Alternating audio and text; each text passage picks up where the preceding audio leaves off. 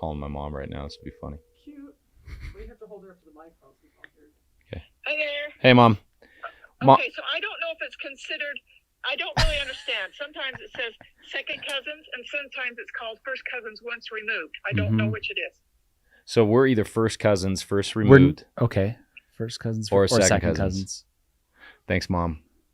I love you. You're welcome. Heck Okay, yeah. see ya. Bye. Dude, that's pretty close, man. Yeah. That's not like That's the beautiful. person you met that's like the fifth cousin or whatever. Yeah. That's legit close. Welcome to another podcast. I have got my good pal, excuse me, not my pal, my family, Mr. Kory Stevens, here with me today. Yes. Founder of TAFT, recently sold TAFT. Yes. Was it last Year. Last year. July. Yep. So this is kind of an interesting story. It's been like 2 years ago. My mom said, "Oh, hey, I got to get you with my cousin Kayleen's handsome young entrepreneur son. We got to introduce you guys." And I'm like, "Well, what's his name?" And she's like, "Kory Stevens." So I went and I found him on social media. I don't know if it was I think it was LinkedIn to start. Probably LinkedIn. It Yeah. was probably LinkedIn. And I'm like, "Oh, this guy looks like a stud." So we just became like buddies over social media for the past couple years. But we truly are family. So do you want to break down how we're related? Dude, because it's not, you make it seem like, yeah, we're family way down the tree. It's actually, so my grandma and your grandma are sisters. That's right. And then our moms are cousins. First cousins. And now we are either Their second offspring. cousins or first cousins once removed. Yes. So we are family. We're close. We're family. And the thing is, Kory looks like a lot of my family, which is interesting. So that's just how it works. But it's good to have you on, brother. Hey, man. Thank you. Yeah, no, this will be good. So that's kind of how we met. Right before the call, or right before the podcast, I called my mom, said, "Mom, will you break it down for us?" And so maybe we'll B-roll that. But this guy here's the thing about Kory that I really, really love and respect. He's an entrepreneur. He's a Dodgers fan. Yes. We have a love for the Dodger fans. We're definitely brothers from another mother. Mm-hmm. He's an entrepreneur. He's had a lot of success. We're going to learn more about TAFT, which is an awesome shoe, by the way. And I need to own a pair. I'm embarrassed to admit I do not have a pair of TAFT shoes. And what was funny, when I was just over his office, I was like, "Yeah, man, I have shoes kind of like this. And they're called like Wolverines or something." And he goes, "Oh, yeah, so my direct competitor." I see how it is. I mean, yeah, we compete with them every day, so. Yeah. But anyway, and another thing that I love about Kory is how open he is. And there's tremendous, when I say open, I'm talking about personal life. And Kory has over the years dealt with depression, and he talks very openly about struggles. And I think there's a tremendous power in that. And we'll talk a little bit more about that as we get into this, but just have a lot of respect for you, man. So I'm excited to have you on here. So break it down for us. You were born and raised in Burbank. Yes. Burbank High. What was the Burbank High, mascot? Bulldogs. He was a bulldog. Yep. And have you always been an entrepreneur since the early days? Dude, so I graduated BYU and started TAFT. Just So one day. but I never TAFT. wanted to be. I actually wanted to be a management consultant. Really? Yeah, because that was where the most money was. It was like, hey, make $70K out of college. I'm like, that's what I want to do. So I wanted to be a management consultant. That didn't work out. Then I wanted to work in sports. That didn't work out. And so I found myself, my wife was pregnant with our first, graduated, no job. So I was kind of an entrepreneur out of, because I needed to make money somehow. So when you say sports, were you like, because I know you played tennis.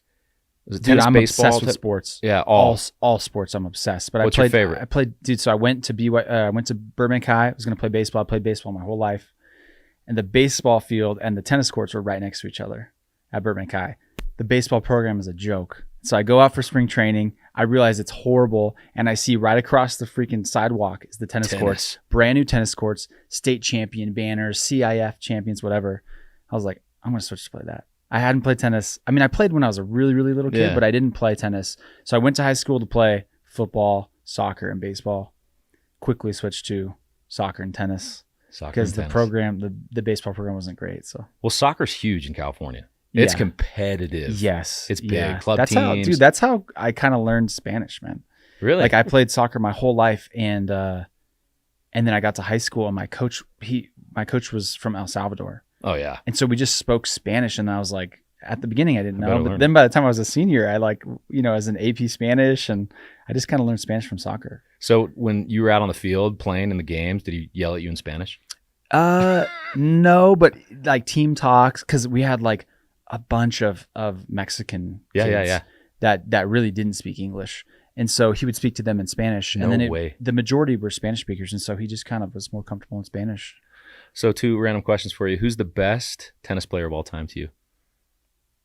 Oh, man. So, dude, I don't get, like, I'm not a super historical tennis, like it's hard it's the same with basketball. It's like, who's better, LeBron or Michael Jordan? It's like the game's changed. So it's hard to gauge. I would say in my life, the favorite person I've ever watched play tennis would be Andre Agassi. He's awesome. Because he's also Armenian. And in my hometown, Armenians are very populous. Yeah, man. So I always had an affinity for Andre Agassi because he's Armenian and he was electric and he was unique and he changed the game, man. So such a stud. I would say Andre Agassi. I miss his flowing hair. Remember his flowing hair? His hair was great. Now he has none. He's Yeah. got nothing. No, he can still hit the ball, man. Yeah. I see some videos on YouTube and stuff, and he still hits hard. Yeah, well, I told you, I watched him play pickleball. Andy Roddick That's right. and Andre Agassi against Johnny Chang. Johnny Chang. Yeah, Johnny Chang.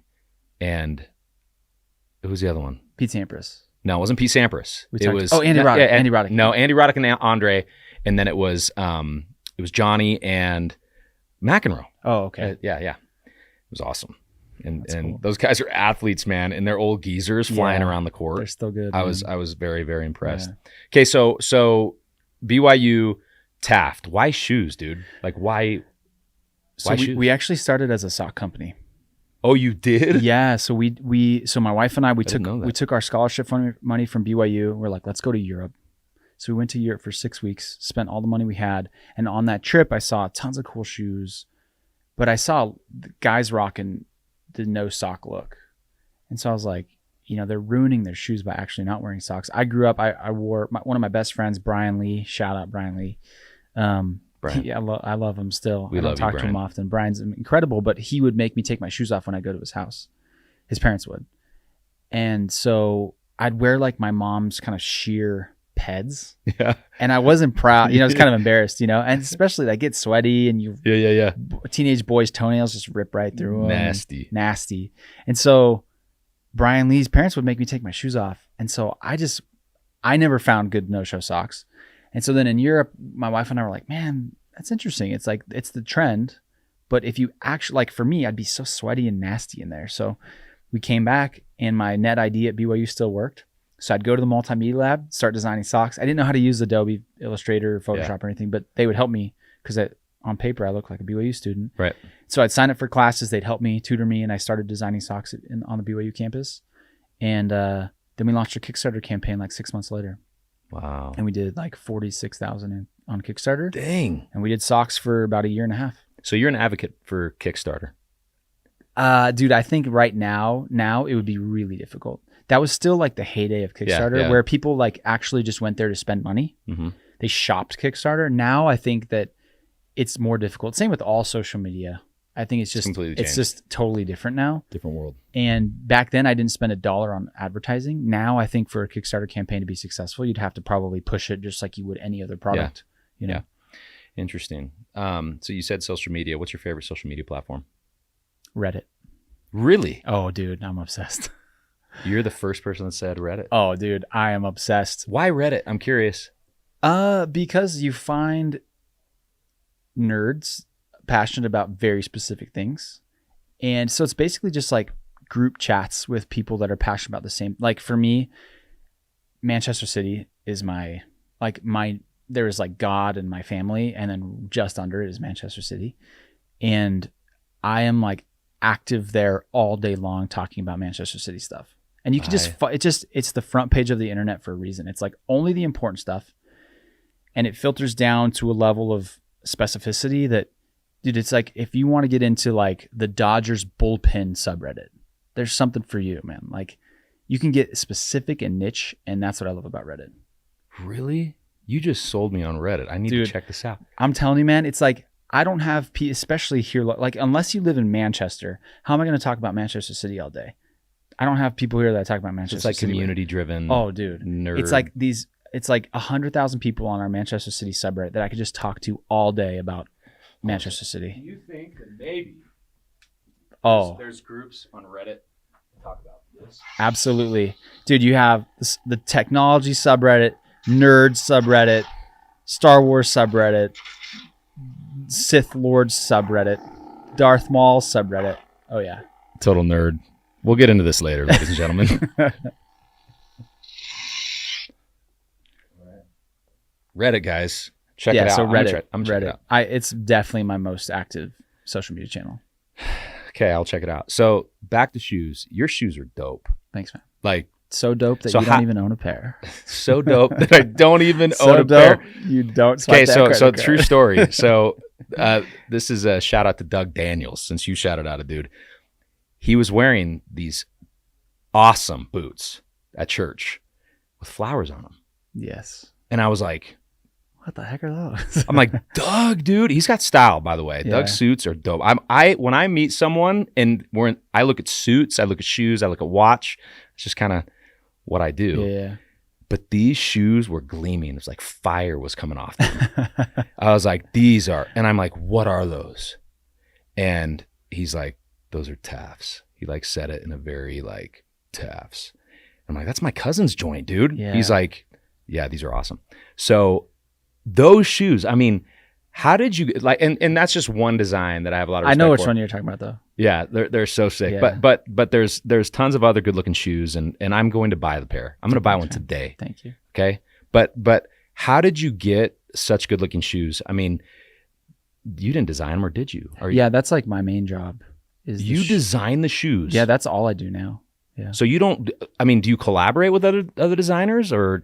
Well, I'm not a pattern maker, so I do rely on a pattern maker that takes the design and, you know, like if you look at your Jordans, like each piece of leather and material, textile, whatever is there's a pretty complex pattern, and so I don't make the patterns, but I do design them. Yeah. Really? Okay. So now I want to go, where did you learn to design shoes? How did that happen?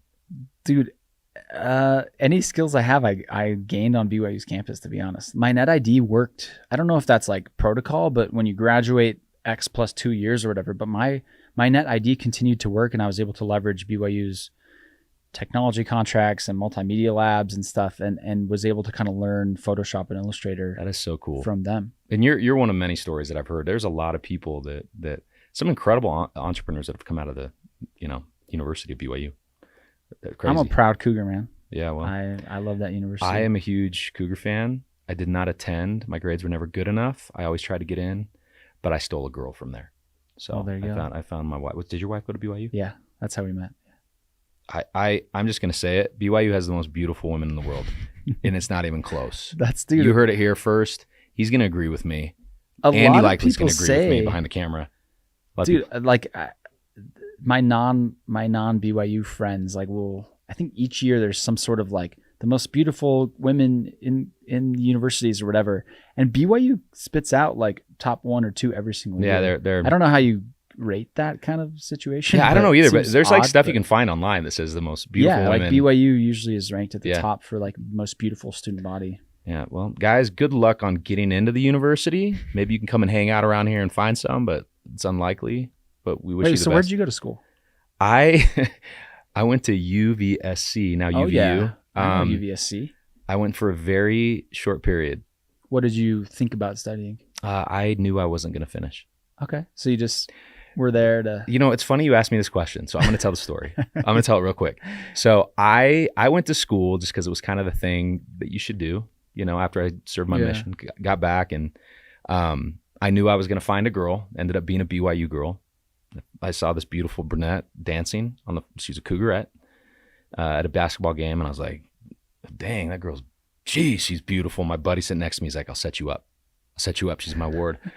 So I'm like, all right. So set me up with her, and I asked her to marry me 6 weeks later, Whoa. which was crazy. But we're still happily married, 4 kids. I love you, Mikkel.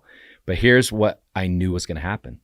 When I asked for her hand in marriage, from her dad, Mm-hmm. I knew he was going to ask me what I was up to. And if I didn't tell him school, Oh. knowing Paul, my father-in-law, he would have been like, you deadbeat, you better stay away. So when I asked if I could marry her, he's like, tell me what you're up to. What's your goals? Like, And student. Yeah, I'm going to school, I'm studying hard. Uh-huh. You know, I'm looking at different career paths, and Said all the right things. after she said yes, it was only a matter of time He before was I bailed. got up in the middle of class, astrology, and said I'm done forever. Yeah. And that's how it worked. So Good for you, man. don't judge me. No, Yeah, dude. I'm a big advocate of education, but I know it's not for everybody. It wasn't for me.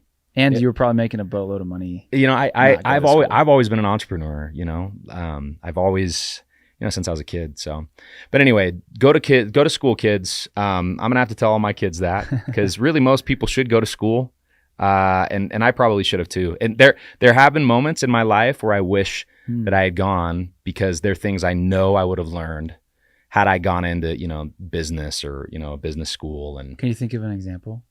oh yeah, I don't know if I want to admit some of these. Okay.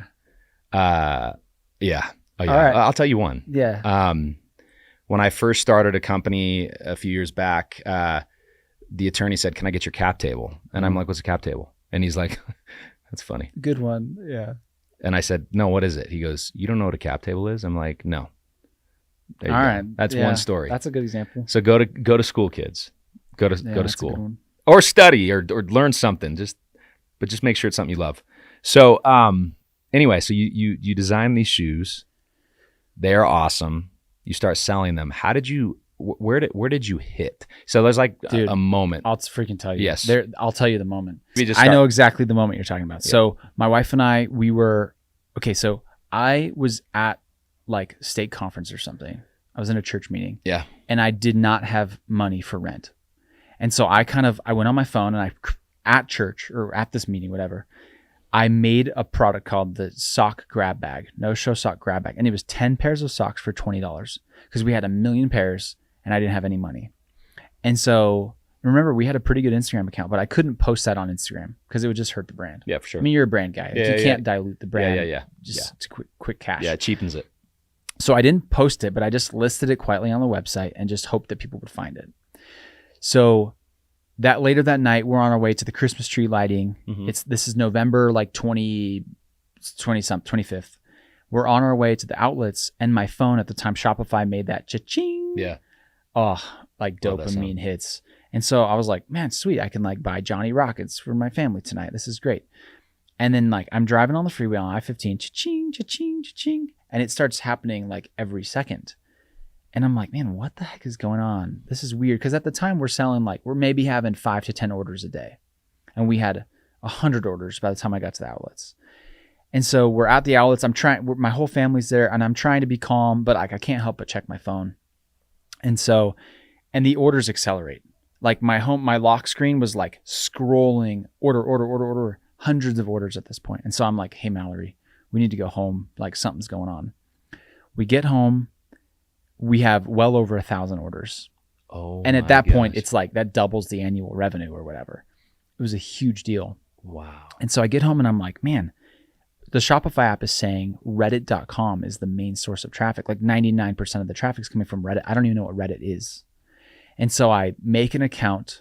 I follow like the Google Analytics is spitting out this like frugal male fashion hyperlink. I'm like, okay, that's where I need to go. And I find this post, and this person posted, hey, my favorite socks are on a crazy sale, 10 pairs for $20.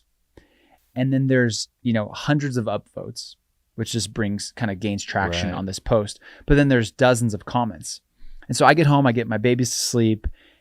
At this point, we've sold tens of thousands of dollars of socks. And I'm like, Mallory, you go to bed. I need to figure this out. So I make an account and I reply to every single comment. Of people Just saying 'cause, excited dude, or like what? No, people are just like, oh, these are sweet. Yeah, I picked up a pair. Oh, thanks for posting this. I picked up 2 pairs or whatever. And dude, at this point, it was life-changing. Like I literally made that product, the grab bag, because I didn't have money for rent that month. Wow. And so this was like a life-changing night for us. And it meant the holidays were going to be okay. November, December. Like What a it was a big blessing. deal. And I wake up and the rate of the orders has accelerated because there's something called the best of, which is just Reddit moderators picking up great uplifting pieces of Reddit content and pushing it to the homepage. They found yours. Yes. Wow. And so they posted, Redditor posts about sock deal, owner of sock company shows up to show his gratitude. That was like the headline on Reddit. And then it just accelerated even further. Wow. So that day we don't go to church. I have to go to the warehouse because I'm like, I don't even know if we have this many pairs of socks because we've sold tens of thousands. And so we do a full inventory count that day and it doesn't slow down. So we eventually have to shut off the socks because we run out of socks. But what I had done like 2 months prior was my daughter was born, Gemma. She was born. And from the hospital room, once I knew that she wasn't, because she was breech. And so like the risk of a C-section was high. Oh yeah. Once she was born, breech, no C-section, my wife and I booked plane tickets for me to go to Spain to design the first pairs of shoes. So, dude, literally a few days before the sock thing, I got these samples and I unboxed them. There's a picture of me and my kids unboxing them in our living room and they're dope. And so I took some pictures of them down in our little Instagram photography setup. And back to Sunday night, we're at my sister's house for Sunday dinner. I'm like living off this high. But dude, the Reddit traffic hasn't slowed down, but I no longer have socks to sell. But I do have pictures of these shoes. And so I hop on that original post and I'm like, I do an edit. I'm like, edit. Hey guys, I have these shoes I designed. Does anyone even want to see them? And everyone's like, yeah, show them, post them. I post pictures and everyone's like, I'll buy them right now. These shoes. And so I make a new product listing. I list the Jack boot in brown, Jack boot in black. I list these 2 boots for sale. And that night we sold over 400 pairs of shoes. Oh my gosh. What a story. Dude, craziest 36 hours of my life. And then from then on, we never ordered more socks. And we were a shoe company. And we sold pre-orders for the first 6 months because I didn't have any money. Because remember, socks are $1, shoes are $100. And we were pre-orders for the first 6 months. My God. And then we've never looked back. Wow. What a story, dude. That's incredible. Dude, a lot of miracles in there, man. Crazy. For sure. Crazy. But it's interesting how things happen like that for entrepreneurs. You just got to put yourself in a situation to get lucky like that, right?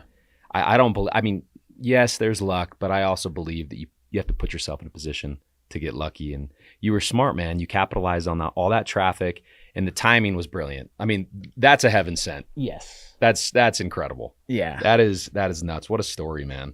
So how many pairs of shoes do you think since then? I don't know if that's proprietary information. I mean, how many pairs of shoes? How many pairs of shoes have you guys sold? Maybe like 600,000. Oh my gosh. I don't know. That's insane. How many different styles of boots? Like 200. 200. Did you design all 200 of those? Yeah. That's incredible. Yeah. That is incredible, man. What a story. And you recently sold last year to a group. Right. Where was the group from? Private equity group in New York City. Wow. And did they find you? A mutual introduction. Nice. I'd say. Nice. Yeah. So what have you been up to since? I work for them. I'm still a designer. I design all the product. So I'm the director of product development. Awesome. Yeah. Are you going to be stuck there for a while? Or are you potentially in a position to start going after something new? I am pretty locked in there. Plus you love it. I mean, yeah, You're passionate. It's different than like a business, like especially in like such an artistic, creative business and role that I've played at TAFT. I love it. You know, like there are things I don't like, but it's my baby, and I can't just like. It's like imagine having a child, and then someone adopts the child, and you either like wipe your hands clean, or you have a chance to like babysit and help. Help the That's a great way to break it down. And so for me, it's like, I know everything about this business. Yeah. And I feel an allegiance to our customers, to our suppliers, to our vendors, to our factories. So yeah, man, and most importantly, dude, the new team that I work with is really kind, really loving. That's good. And that's the most important thing for me. Like we could have sold it for more money to other people. But these people were nice. And they appreciate me and they value me. And so, dude, it's been a great, there's awesome. There's train wreck acquisitions, you hear about it and it's like, are you stuck there? You're like, I was stuck there and I left anyways, and I forfeited all my money. Or, you hear Right. these disaster nightmare situations. This thankfully is a really nice good. marriage for both of us. That's good. That's awesome. Well, love hearing stories like that. So, I want to take the second portion of the podcast to talk to you about something a little more serious. And it's really interesting because the last podcast that I had, I don't know if you know who Ryan Innes is, but he's an artist. The singer? The singer. Dude plays piano and wails like Yes. a Nashville kid. Yeah. Yeah, dude, I know who that is. He's incredible. Yeah, he is. And he's one of my dear friends. But one of the things that I talked about with him, he was the first person that really talked to me about some things I was dealing with internally that I eventually, ended up addressing or meeting with someone about, a counselor. Cool. And it was a game changer for me. But as I started doing that, I started doing research on men and suicide, depression, and things that some men deal with personally and never get addressed. Yeah. Never talk about openly. I think a lot of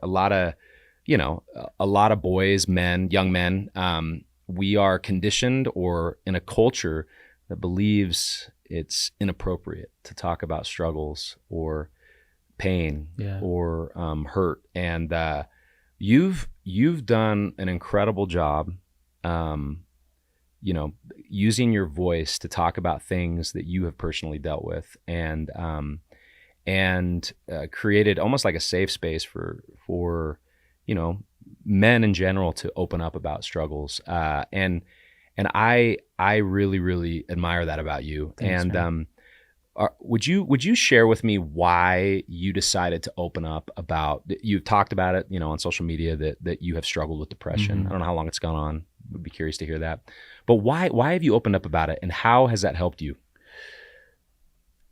Man, for me, I've always felt there's a few things. One, I've always felt really like I needed to. Like, I had hundreds of thousands of people, mainly men, on Instagram, that it was like, man, shoes are just not that important. And I have an opportunity with 500,000 people at my fingertips every day to talk about mental health. And so I always put mental health ahead of selling shoes. I'd post some really vulnerable, real, raw things that, at times were probably put people off to the brand and maybe, upset our investors or whatever. But I always felt like, man, if I can change in a small way the lives of 500,000 people, then I have to do it. Another thing is there's an aspect of it that like it's been, I started having suicidal ideations and real depression when I was about 13 or 14. Wow. And I battled it pretty quietly for so long that eventually it was just screaming to get out. And there's a level of accountability there where, like, man, everyone in the state knows I have depression. I can't kill myself. I've been too open that there's just a level of accountability that everyone knows about and keeps me on my toes. And so I feel a stewardship, and I feel a duty to a reason to it. Like people are always like, man, it's so admirable. It's like, it's actually really selfish. It helps me too, to get it out, but also to have more and more people that know how I feel, so that when I need some patience, they extend it to me. When I'm having a bad day and I need to go home, my boss lets me go home. Like it does help me too. But dude, if you have the ability to change 500,000 people and get a message out to those people, I felt like I had to do it. You have duty. Yeah, I had to do it. Yeah. Like, shoes are just not important. But what is important is taking care of our mental health. And I saw very early on an opportunity to just, on my personal Instagram account, I have like 1,000 followers. But I saw 600,000 followers on TAFT, and I'm like, dude, let's fold this in. Let's marry mental health and shoes somehow, so that we can talk about more important things. Yeah, well, that's great, man. What advice would you give to it? You mentioned 13 or 14 years old. If there are younger ones listening, or even late teens, what advice would you give to them if they're struggling mentally? What ideas or things would you recommend that they Yeah. do? I mean, you touched on like counseling and therapy. I think that that should be a necessity for everyone. It's not like it shouldn't just be a as needed kind of situation. It should be like a preventative. Like we need to learn how to think. You know, at those formative years, like as young teenagers, their hormones and their brains are all over the place. Not to mention social media and all the stuff that they had. That, coupled with like, I don't know what it's like to be 13 in 2023. It's more difficult than when I was 13. no doubt. And so I think that therapy and counseling is really critical because they need to learn how that everything's okay, and they need to learn how to think and structure their thoughts and not just turn to substance abuse or pornography or suicide. I would also, I'm really big proponent on getting sunlight each day. Going to sleep at, I go to sleep by 10 o'clock every day. Really? I wake up early and I exercise every day. I eat good things. I avoid bad things. For me, hormones is a big piece of it. Testosterone deficiencies in men. Yeah. It's not just like low libido. It's actually like, low energy, depression, depressed mood. Like all of those things are really important. So I kind of take a more holistic approach to, especially when you're that young, like you shouldn't be turning to heavy medications and stuff. And I mean, I'm not a doctor, but for me, it's like, I have friends that are like staying up all night and eating crap all the time. And then they're like, man, I'm depressed. What should I do? Like, I need this medication. I need to go. It's like, no, dude, actually, let's think about this. Dude, go to sleep by 10, wake up at 5:30 or 6, exercise, get that early morning sunlight, get your body clock right, healthy music and entertainment habits. Like for me, dude, like if you watch violent things, it makes you feel yucky. Like all of these little yucky. It's like I just have little kids. You're a father. Sorry about that. That was my lightsaber. Oh, I was like, what is that? Is that like our timer? I just think that there's so many natural, normal things. Yeah. And like you touched on social media, like, dude, our phones and entertainment have even further pushed how our bodies live each day towards this insane, like, stagnant, sitting on couches, laying in bed, staying up late, blue light, Wi-Fi, like all these. It's crazy stuff. I sound like a crazy holistic. No, but you're absolutely right. But like, and this is credit to my wife. Like my wife has helped me learn about all this stuff because she's the real sage in the house. But my advice would be, if you feel crappy, think about what you take into your body, whether it's through your eyes, your ears, your nose, your mouth. What you like, you wouldn't put water into a car and expect it to go. And we consume a bunch of crap all day. We don't move our bodies. We're inside. Our bodies are all out of whack. I have to supplement with testosterone. I have pellets in my hip because my testosterone, and it's not like I want to gain more muscle. I want to be more manly. It's like, no. It's actually for basic cellular function. So good. Your body relies on testosterone and estrogen. And so, I've done every antidepressant I've ever heard of. I've tried ketamine. I've tried some TMS, like some magnetic stimulant. I've been hospitalized at Utah Neuropsychiatric Institute for suicide prevention. Like I've done. You've been through it? Yeah, I have, and I have scars all over my arms, my neck. I've been on the ups and downs of this. Wow. And I keep turning back to some of the more basic: go to sleep, get enough sleep, get good food in your body, exercise and move your body each day, sweat, get some sunlight on your skin. And those are proven in labs to be more effective than antidepressants. But antidepressants are and more serious treatment is the right thing in certain situations. But at a basic level, every 13-year-old should be doing those things. Oh, that's great, man. That's awesome advice. Have you, over the years, I would assume it kind of goes along with everything you just said, but have you been able to clearly identify the moments when it hits you, when you have your episodes? Is it connected to everything you just mentioned? Because I mean, I have moments where I feel things, and I don't know if I necessarily have been able to identify what it is that makes that stuff happen. I'm getting closer, but how about you? Is there? Yeah, a lot of people talk about prevention and being able to identify your triggers. For me, that kind of rubs me the wrong way because I don't feel like it's external triggers. I feel like it's my mind. It is like my brain just does it. That's like my intuition. But for me, I do know a lot of what really causes me to spiral is surrounded around finances. Really? Money. Yeah. Interesting. I really worry about money all the time and being able to provide for my family. Yeah. I stress about every dollar. And you know, especially in the current economy. Yeah. And after, a few years of COVID coupled with the current inflationary macroeconomic situation we're in. That's right. It's crazy. It's crazy. And I think that as fathers and men, we kind of bear and shoulder a lot of that stress. Yeah.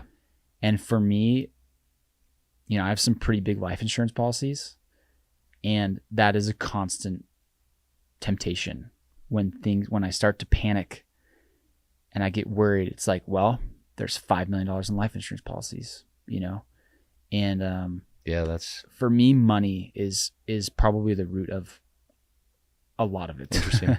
Interesting. I again, like you said, like we as men, it's our duty to provide, right? And we want to make sure we provide a good life and experience, and I think that's what makes it tough. And I mentioned this before that men, I think it's 4 or 5 times more likely to commit suicide than a female. And it's because I really believe that more men need to open up. They need to open up and talk about their things like you have.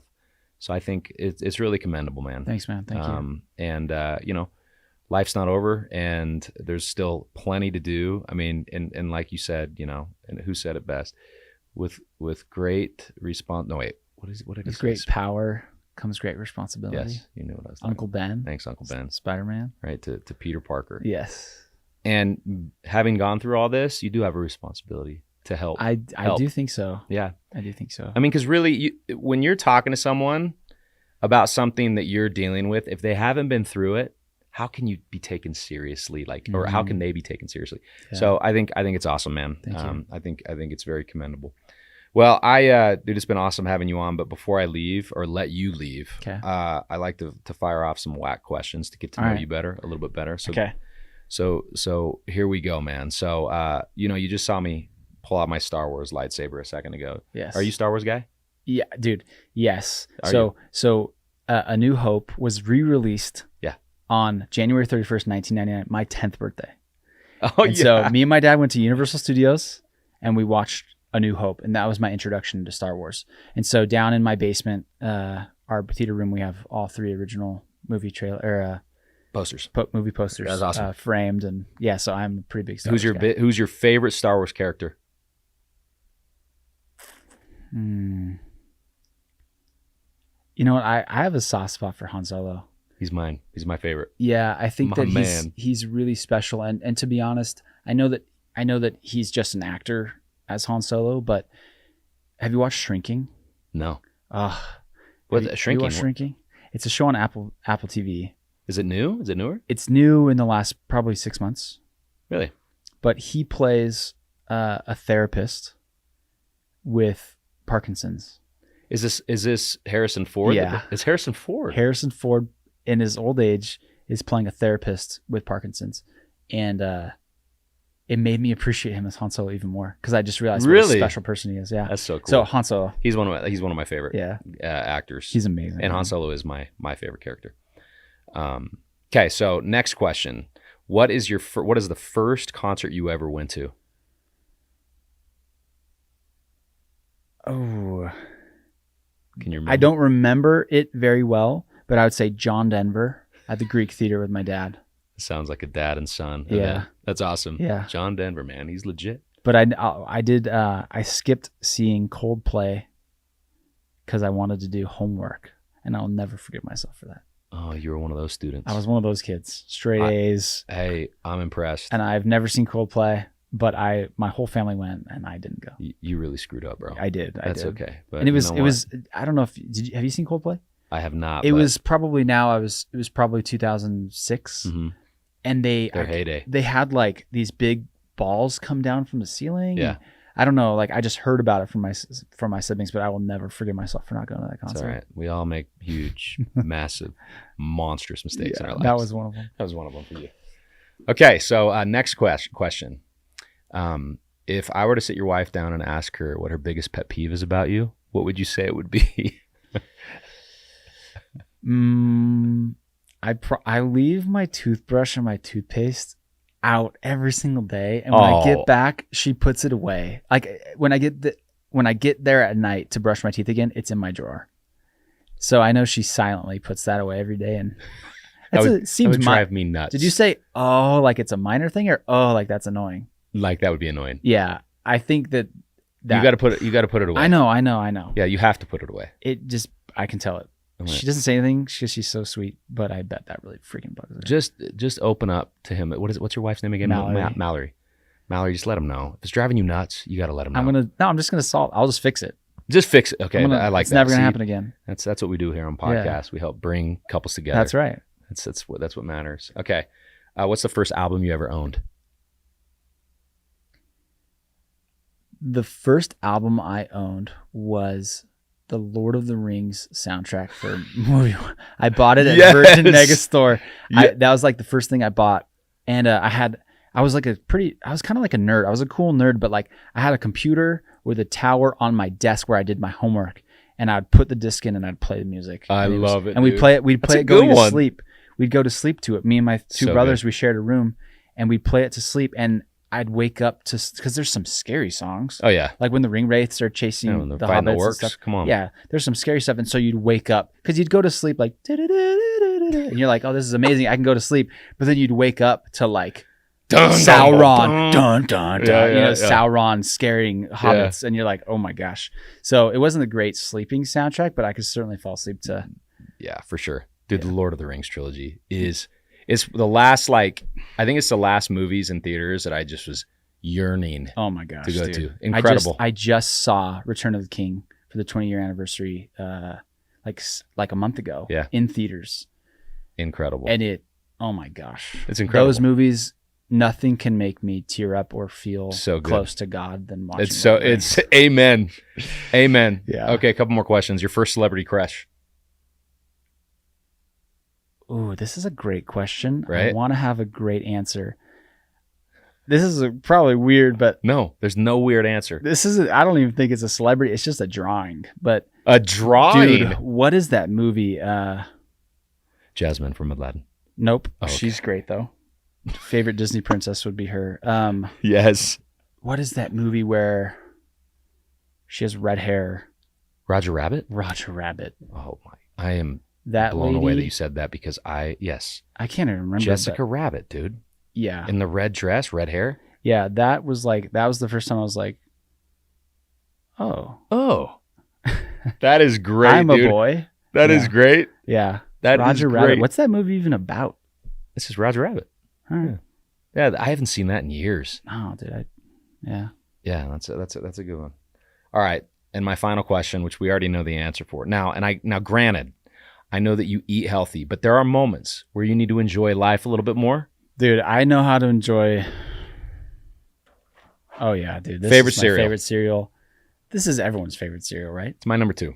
What's your number 1? Cinnamon Toast Crunch. Okay. Cinnamon Toast Crunch. Yeah. When I've asked this question to people, like, what's your favorite cereal? It's usually this or Cinnamon Toast Crunch. Yeah, that's right. What's your third? So I have a top 50. So okay. I recently just Where does Honey Bunches of Oats with almonds rank? 9. Okay. What about Apple Jacks? Oh, dude, so Frosted Flakes and Apple Jacks will surprisingly surprise you because they're extremely low on my list because I overdid it as a kid. So Apple Jacks are like in my 20s. Because Frosted Flakes with ice cold milk is really good. Bananas. What about grape nuts? You know the answer to this. Is this even on your list? the grape nuts will be served in hell. It's the nastiest, most terrible, disgusting. If you let it sit in some milk with brown sugar. Did you really plan to say this? You knew what you were saying. I talk about grape nuts all the time. It's the only cereal served. I have grape nuts at my house right now, and we put it in our homemade ice cream. We're done. I'm teasing. Dude, homemade ice cream with grape nuts is actually nice though. That's why we have it. Okay. I can't even eat it anymore because it freaking rips up the roof of my mouth. Well, you're eating gravel. It's pea gravel. You're eating gravel and It's dirt. road sediment. Disgusting. Yeah, it is. Absolutely. But dude, thanks for this, man. Hey, as a Lucky Charms lover like me, yes. did you notice, like, I don't know, 5 years ago, that the grain pieces changed in consistency? Of course I did. And every box is lighter than they used to be, and the density of the grain pieces are just not like they used to be? Yes, I noticed something different. I don't know if I noticed the weight.